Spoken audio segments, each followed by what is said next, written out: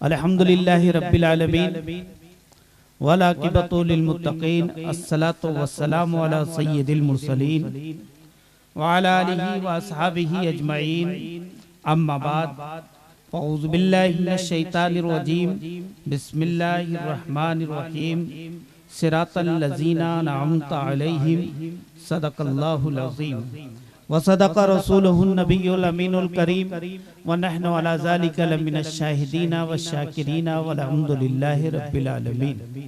आइए हम और आप अकीदत और मोहब्बत के साथ आकाए नामदार मदनी ताजदार अहमद मुख्तार मोहम्मद मुस्तफ़ा सल्लल्लाहु अलैहि वसल्लम की बारगाह बेकसपना में अकीदत और मोहब्बत के साथ दरूद पाक का नजराना पेश करें। बावाज़ बुलंद पढ़ें अल्लाहुम्मा सल्लि अला सय्यदना व शफीना हबीबना मौलाना मुहम्मदिन व बारिक वसल्लिम सलातम व सलामन अलैका या रसूलल्लाह अस्सलातु व सलामु अलैका या हबीबल्लाह।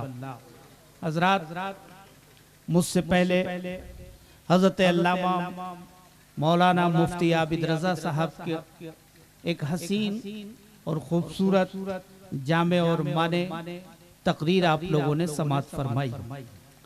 सच्चाई यह है कि जो असल तकरीर होनी थी वो हो चुकी, अब हम लोग वक्त को पूरा कर रहे हैं।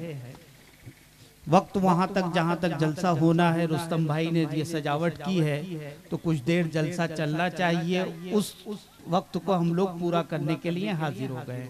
बाकी जामे तकरीर एक अच्छी तकरीर हो चुकी है, अगर उस पर हम और आप अमल कर लें तो इंशाअल्लाह हमारी जिंदगी कामयाब हो जाएगी, बेहतर हो जाएगी। तो बहरहाल जश्न गरीब नवाज में हम हाजिर हैं। थोड़ी देर गरीब नवाज की बारगाह ही से कुछ लेते हुए मैं आपके बारगाह में पेश कर दूंगा और रुखसत हो जाऊंगा। फिर मेरे बाद आपको एक बहुत अच्छी तकरीर और सुननी है। एक बहुत अच्छी तकरीर सुन चुके आप लोग और फिर बहुत अच्छी तकरीर आपको सुननी है। उन दोनों तक अच्छी तकरीरों के बीच में थोड़ी देर मुझे वक्त मिल गया है और मैंने ले लिया है ताकि बैलेंस मेरा बराबर रहे, बेहतर रहे, इसलिए मैं बीच में हाजिर हो गया हूँ। बहरहाल थोड़ी देर में हाजिर रहूंगा माजरत के साथ और उलमाए किराम की दुआएं चाहता हुआ। दरूद पाक पढ़ें अल्लाहुम्मा सल्लि अला सय्यदना व शफीना हबीबना मौलाना मुहम्मदिन व बारिक वसल्लिम सलातु व सलामन अलैका या रसूलल्लाह सलातु व सलामु अलैका या हबीबल्लाह। रहमत का है दरवाजा खुला मांग अरे मांग, रहमत का है दरवाजा खुला मांग अरे मांग, देता है करम उनका सदा मांग अरे मांग। आ जाएगा एक रोज भी तैबा से बुलावा, आ जाएगा एक रोज भी तैबा से बुलावा, हर वक्त मदीने की दुआ मांग अरे मांग, हर वक्त मदीने की दुआ मांग अरे मांग। भर जाएगा कशकोल मुरादों से तेरा भी भर जाएगा कशकोल मुरादों से तेरा भी, बनकर मेरे आका का गदा मांग अरे मांग। रहमत का है दरवाजा खुला मांग अरे मांग।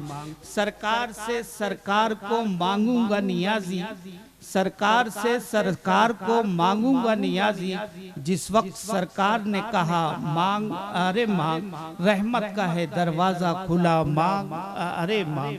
दरूद पाक पढ़ें अल्लाहुम्मा सल्लि अला सय्यदना व शफीना हबीबना मौलाना मुहम्मदिन व बारिक वसल्लिम सलातु व सलामन अलैका या रसूलल्लाह अस्सलातु व सलामु अलैका या हबीबल्लाह। हज़रात, हिंदुस्तान में इस्लाम बहुत पहले आ चुका था, पहली सदी में ही आ गया था, लेकिन नॉर्थ के एरिया में नहीं आया था, ये साउथ में आया था, केरला की धरती पे सबसे पहले आया था। फिर उसके बाद इस्लाम हिंदुस्तान में आता रहा, धीरे धीरे आता रहा और मखसूस जगह वो फैलता रहा और मखसूस जगह मुतय्यन रहा। लेकिन पूरे हिंदुस्तान में जो इस्लाम की बहारें फैली हैं वो गरीब नवाज के बाद फैली हैं। गरीब नवाज की अजमतों की बुनियाद पर फैली है। और मैं इसीलिए कहा करता हूँ कि हिंदुस्तान में इस्लाम जो है किसी बादशाह की बादशाहत की बुनियाद पर नहीं फैला है, किसी की तलवार की बुनियाद पर नहीं फैला है, किसी शाही फरमान की बुनियाद पर नहीं फैला है, किसी बादशाह की हुकूमत की बुनियाद पर नहीं फैला है। अगर इस्लाम फैला है तो गरीब नवाज के किरदार की बुनियाद पर फैला है, गरीब नवाज के अखलाक की बुनियाद पर फैला है, गरीब नवाज की सीरत की बुनियाद पर फैला है, गरीब नवाज की मोहब्बत की बुनियाद पर फैला है, गरीब नवाज की अजमत की बुनियाद पर फैला है, गरीब नवाज के किरदार की बुनियाद पर हिंदुस्तान में इस्लाम फैला है, किसी तलवार की बुनियाद पर नहीं फैला है। और गरीब सिलसिला चिश्तिया ही है जिसकी बुनियाद पर पूरे हिंदुस्तान में इस्लाम फैला है। और सबसे ज्यादा अगर कोई काम नशरो इशात का हुआ है तो वो सिलसिला चिश्त है। अगर मैं तफसील बताने लगूं तो पूरी रात गुजर जाएगी, नाम नहीं खत्म होंगे, लेकिन मैं सिर्फ एक दो वाकयात बताकर रुखसत होने की कोशिश करूंगा कि सिलसिला चिश्त का कितना बड़ा हिंदुस्तान पर एहसान है। जरा आप आइए, चलिए दिल्ली की धरती पे चलते हैं।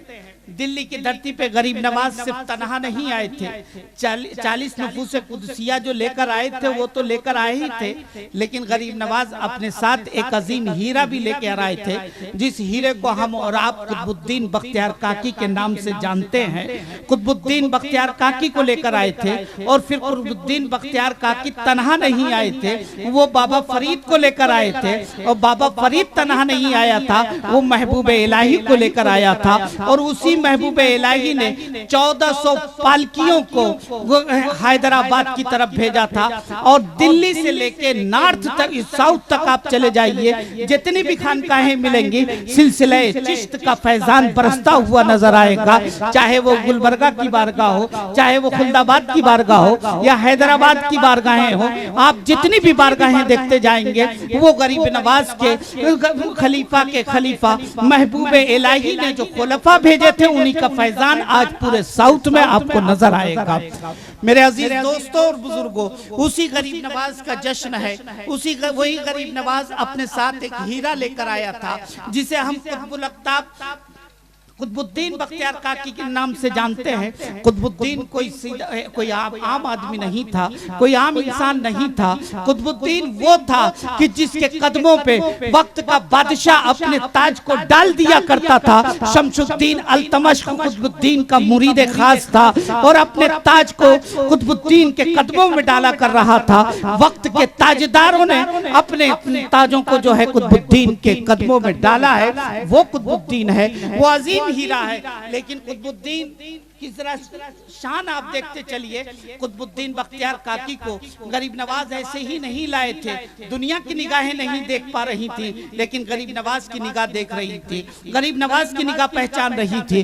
कुतुबुद्दीन की वो जात है, जब 4 साल के थे माँ लेकर जाती है उनको, एक मदरसे में लेकर पहुंची है और पहुंचने के बाद उनका दाखिला कराती है। उस्ताद मोहतरम से कहती है कि मेरे बच्चे का दाखिला ले लीजिए, आज इसकी बिस्मिल्लाह शुरू करा दीजिए और बिस्मिल्लाह शुरू कराने के बाद इसे हाफिज कुरान बना दीजिएगा, हाफिज कुरान मुकम्मल कर दीजिएगा। तब वो शेख ने, उस्ताद ने कहा था कि ठीक है, मैं इसको बिस्मिल्लाह शुरू करा देता हूँ और हाफिज कुरान बना दूंगा।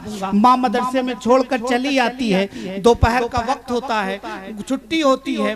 कुतुबुद्दीन अपने घर वापस आते हैं। मोहल्ले के बच्चों के साथ जब वापस आए हैं, घर पे आते हैं, दोपहर का वक्त था, भूख शिद्दत की लगी थी। सुबह सवेरे मदरसे चले गए थे। आज के कॉलेजों की तरह नहीं था या स्कूलों की तरीके से टिफिन लेके जाते हो या वहाँ पे कैंटीन रहती हो, ऐसा नहीं था। कुतुबुद्दीन सुबह से दोपहर तक पढ़ते रहे। घर आए हैं तो भूख लगी हुई थी।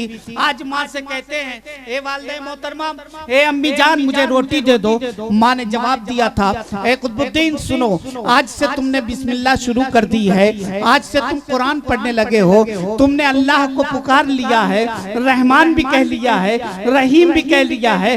अब तुम मुझसे रोटी मत मांगना, आज से तुम अल्लाह से रोटी मांगना, परवरदिगार से खाना मांगना।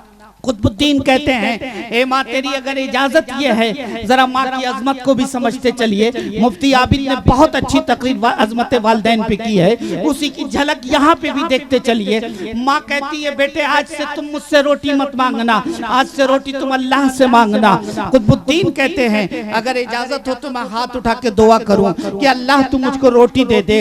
माँ कहती है बेटे ठहर जा, बेटे रुक जा, दोपहर का वक्त हो चुका है, तुम वजू बना लो, वजू बना के मुसल्ला बिछा लो, मुसल्ला बिछा के नमाज पढ़ लो। नमाज पढ़ने के बाद अपने रब की बारगाह में दुआ करोगे तो परवरदिगार तुम्हारी दुआ को जरूर कबूल फरमाएगा, दुआ को कबूल फरमा लेगा। कुतुबुद्दीन ने फौरन वजू किया है, मुसल्ला बिछाया है, मुसल्ला बिछाने के बाद नमाज पढ़ते हैं। इधर ये नमाज पढ़ रहे हैं, उधर माँ ने जल्दी से आटा गूंदा और आटा गूंद के 3-4 रोटी बनाकर रोजाना तैयार कर दी है। रोजाना कुतुबुद्दीन जिस तख्त पर बैठकर खाना खाते थे उसी तख्त पे एक चादर बिछा देती है और उस चादर के नीचे तीनों रोटियों को डाल देती है और कुतुबुद्दीन इधर नमाज पढ़ लेते हैं। नमाज खत्म होती है, अल्लाह के हुजूर हाथ उठाते हैं, कहते हैं आज अल्लाहुम्मा रब्बना आतिना फिद दुनिया नहीं पढ़ रहे हैं और कोई आयत नहीं पढ़ रहे हैं, सीधे कहते हैं ए अल्लाह मुझे रोटी दे दे, ए अल्लाह मुझे खाना दे दे। इतने 3-4 मर्तबा कहने के बाद हाथ को फेर लेते हैं, मुसल्ला उठा के ऊपर रखते हैं और उस तख्त पे चढ़ने लगते हैं जिस पे रोजाना बैठ के खाना खाते थे। जब उस पे चढ़ने लगते हैं चादर खिंच जाती है और जैसे चादर खिंची है वो 3 रोटी पा जाते हैं। जब 3 रोटी मिल गई है तो उसी वक्त पुकार के कहते हैं कि मेरे रब ने मेरी नमाज भी कबूल कर ली है और मेरे रब ने मेरी दुआ भी कबूल कर ली है और मेरे रब ने मुझे रोटी अता कर दी है, मुझे खाना दे दिया है। अब कुतुबुद्दीन खा के सो जाते हैं। ये रोजाना का मामला रहा। रोजाना कुतुबुद्दीन मदरसे जाते और फिर घर आते और घर आने के बाद वजू करते, मुसल्ला बिछाते, नमाज पढ़ते और तब तख्त पे चढ़ने लगते।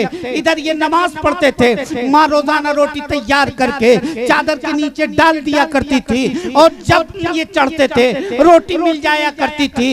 इन्हें ये यकीन हो गया था कि मैंने अपने रब की बारगाह में दुआ की है तो मेरे रब ने मुझे रोटी अता कर दी है। माँ उनकी परवरिश कर रही है, माँ उनको सबक अता कर रही है, माँ उनको तरीका दे रही है, माँ उनको सलीका दे रही है। और कुतुबुद्दीन नमाज के पाबंद भी हो गए हैं और अपने रब की बारगाह में दुआ भी करते हैं। जब 3 साल गुजर गए, एक दिन इत्तेफाक से माँ घर पे मौजूद नहीं थी, पड़ोस में इयादत के लिए चली गई थी।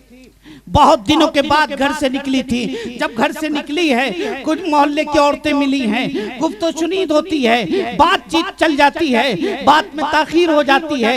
इतनी देर हो गई कि कुतुबुद्दीन की छुट्टी हो जाती है। अब कुतुबुद्दीन मदरसे से निकलते हैं, अपने घर की तरफ चलते हैं। उधर छुट्टी हो गई है, उधर माँ गुफ्तगू में मशगूल है।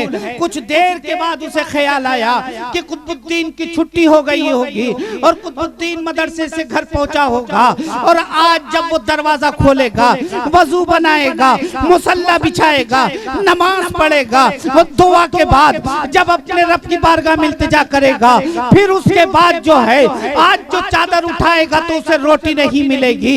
ये सोचकर माँ रोने लगती है, माँ तड़प जाती है, बेकरार हो जाती है। उसी वक्त जो औरतों से रुखसती लेती है, इजाजत लेके उस घर से निकलती है और चादर चेहरे पे डालकर अपने घर की तरफ बढ़ जाती है। रोते हुए सिसकियां लेते हुए, आंख से आंसू है और रोते हुए आगे बढ़ती है, कदम बढ़ाती है और अपने रब की बारगाह में इल्तिजा करती है। मेरे रब, मेरे रब, मेरे परवरदिगार, मुसल्ले तक पहुंचाना कुतुबुद्दीन को एक माँ का काम था और नमाजी बनाना तेरा काम है, मुसल्ले पे कायम करना तेरा काम है। मेरे परवरदिगार, अगर आज कुतुबुद्दीन भूखा सो गया तो तेरे तुझसे भरोसा भी टूट जाएगा, एतमाद भी टूट जाएगा। ए मेरे रब, अपने एतमाद को बचा ले, अपने भरोसे को बचा ले, अपने यकीन को बचा ले। माँ रोती जा रही है और अपने रब की बारगाह में इल्तिजा करती जा रही है और अर्ज करती है परवरदिगार की बारगाह में कि मौला, एक माँ की इज्जत को भी बचा ले, एक माँ की जबान को भी बचा ले, अपने भरोसे और एतमाद को भी बचा ले। अगर आज कुतुबुद्दीन भूखा सो गया तो मेरे परवरदिगार तेरी बारगाह में कभी सर नहीं झुकाएगा।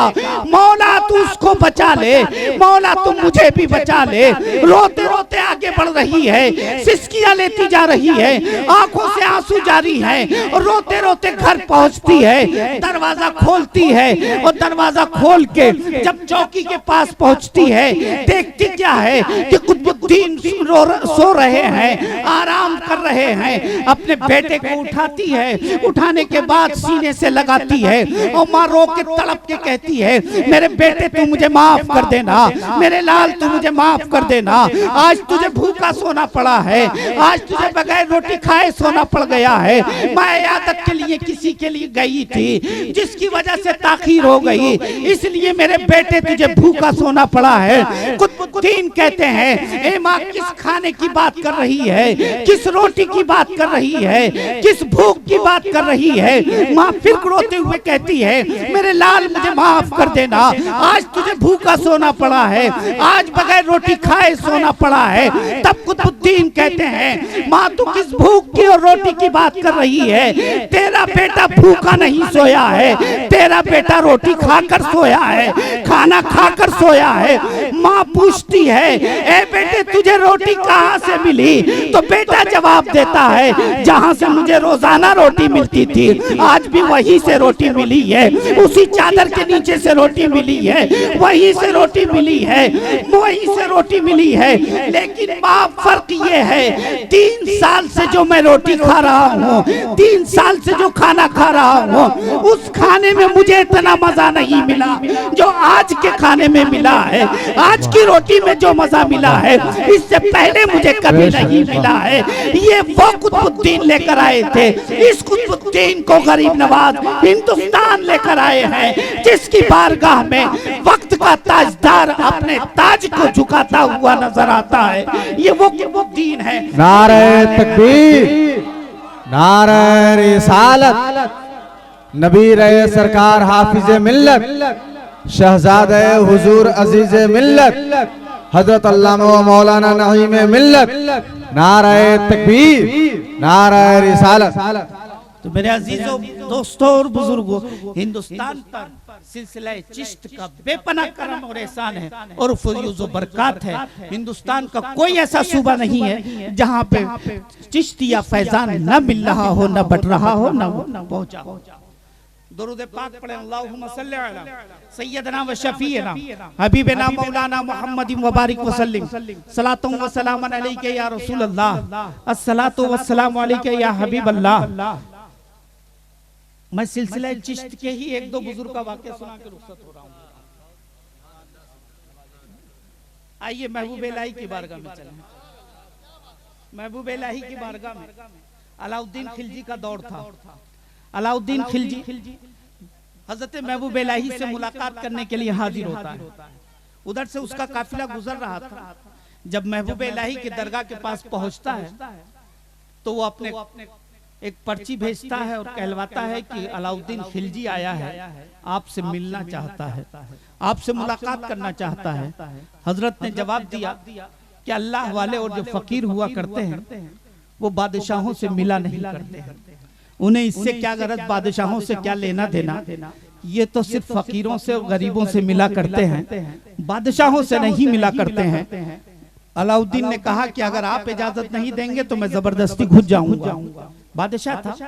तो हजरत महबूब इलाही फरमाते हैं, जवाब लिखते हैं, मेरी दरगाह के 2 दरवाजे हैं। दिल्ली गए होंगे तो आपने देखा होगा, एक पूरब में है, एक उत्तर में है। तो हजरत लिखते हैं, अल्लाहु अकबर। नारे तकबीर, नारे रिसालत, मसलके आला हजरत फैजान गरीब नवाज कॉन्फ्रेंस, खतीब आजम हिंदुस्तान अल्लामा नबील अख्तर नवाजी साहब किबला। नारे तकबीर, नारे रिसालत।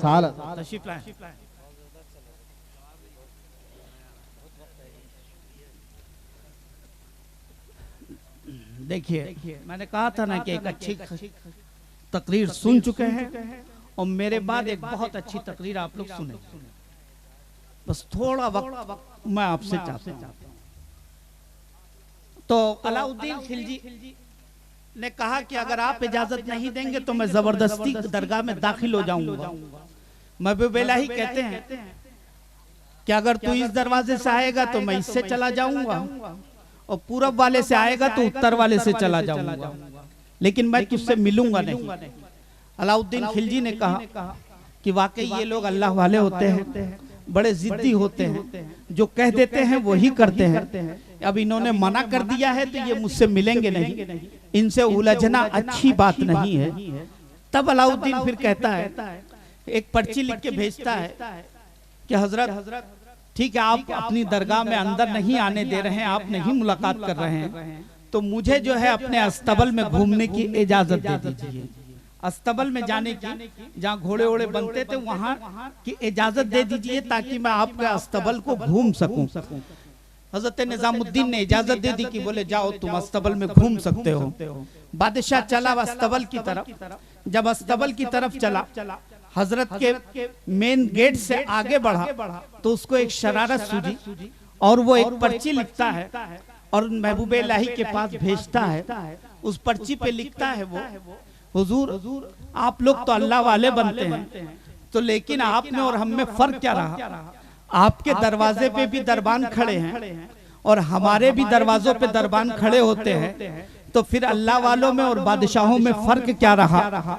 तुम्हारे वहां पे भी गार्ड खड़े हुए हैं, हमारे वहां भी गार्ड खड़े रहते हैं, तो फिर अल्लाह वालों में और फिर बादशाहों में फर्क क्या रहा? हजरत ने उसी पर्ची पे पलट के जवाब दिया, ऐ अलाउद्दीन खिलजी, फर्क ये है कि तुम्हारे वहाँ जो दरबान होते हैं वो फकीरों को रोका करते हैं और हमारे वहाँ जो दरबान होते हैं वो बादशाहों को रोका करते हैं, वो बादशाहों को रोका करते हैं। आगे बढ़ गया, जवाब सुन के जवाब पा गया तो आगे बढ़ गया। फिर आगे जाके देखता क्या है कि हजरत के घोड़े जिन खूंटों से बंधे हुए थे वो चांदी के थे और जिस चैन में, जिस सिक्कड़ में बने हुए थे वो सोने के थे। वो बादशाह देख के हैरान में रह गया कि जिस शख्स के खूंटे जो है चांदी के हों और घोड़े जिसमें बंधे हुए हों चैन में, सिक्कड़ में, वो सोने के हों, तो इनके पास कितनी ज्यादा दौलत होगी, कितने अमीर इंसान होंगे। फिर शरारत सूझी बादशाह को लिखता है कि ऐ हुजूर आप में और हम में फर्क क्या रहा? बादशाहों के पास भी सोना चांदी हुआ करता है और अल्लाह वालों के पास भी सोना चांदी है, तो फिर अल्लाह वालों में और बादशाहों में फर्क क्या रहा?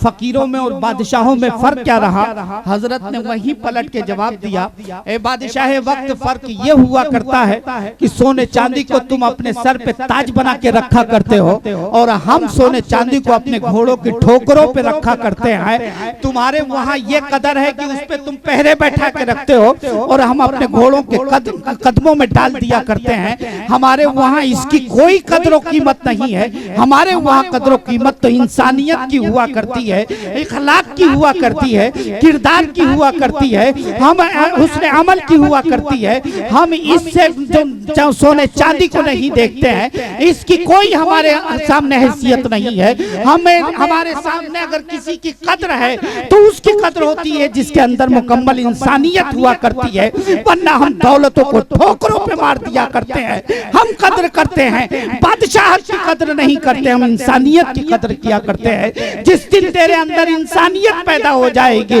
उस दिन महबूब इलाही तुझसे मिलने खुद आ जाएगा। उस दिन महबूब इलाही तुझसे मिलने खुद आ जाएगा। ये बादशाहत का गुरूर उतार दे, ये बादशाहत का नशा उतार दे, ये बादशाहत का घमंड उतार दे, ये लिबादा उतार दे।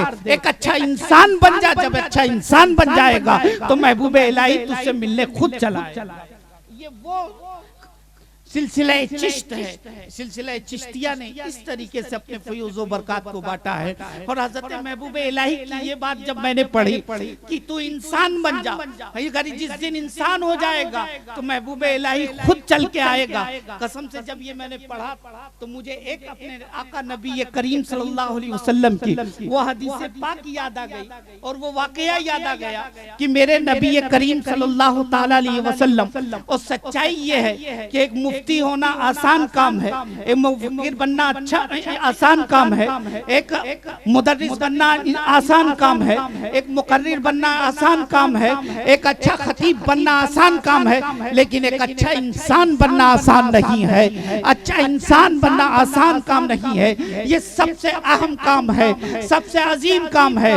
और इसी को इंसानियत ही को जिला बख्शने के लिए और आदमी को इंसान बनाने के लिए नबी करीम सल्लल्लाहु अलैहि वसल्लम की तशरीफ आवरी हुई है। और उसी पैगाम को लेकर अपने नाना की बारगाह से गरीब नवाज मदीने से चले हैं और अजमेर मोहल्ला में आकर पूरे हिंदुस्तान को इंसानियत का पैगाम अता किया है, पैगाम बांटा है।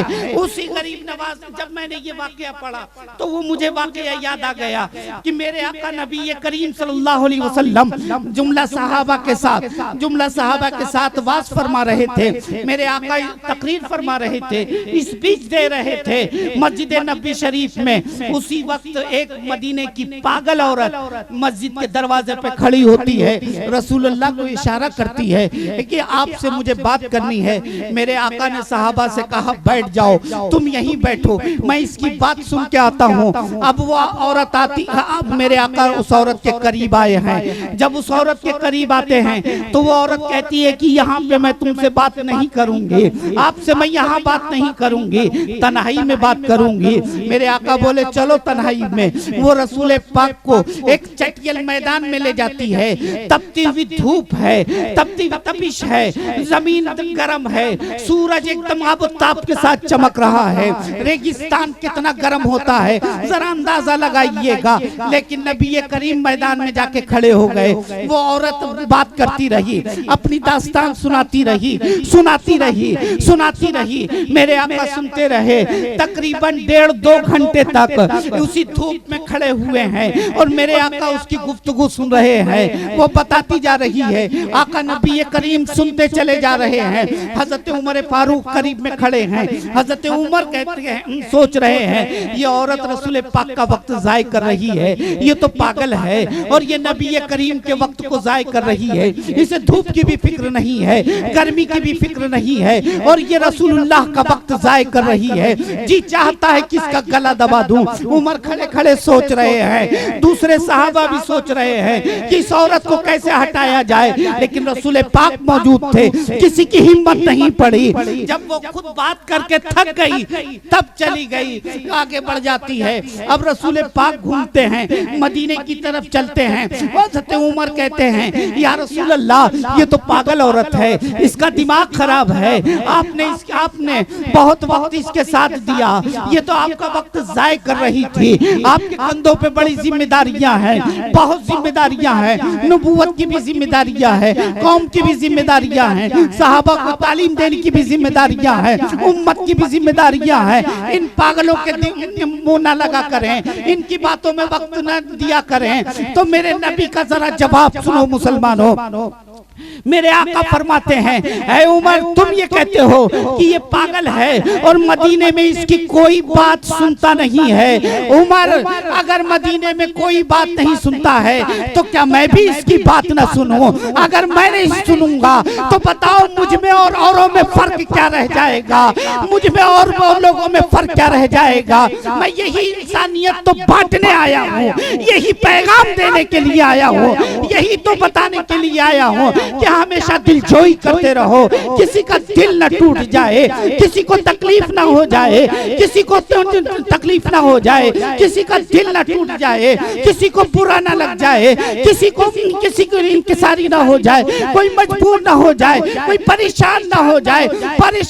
परेशानी में किसी परेशान की परेशानी में काम आना यही सबसे बड़ी इंसानियत है, सबसे बड़ा काम है। और ये मैं बताने के लिए आया हूँ कि आदमी अगर तुझे इंसान बनना है तो एक दूसरे के काम में आना लग, दूसरे की दिलजोई करने लग, टूटे हुए दिलों को जोड़ने लग, नफरतों को तू मिटाता जा, मोहब्बतों को बांटता जा, एक दूसरे के दिल को जोड़ता जा।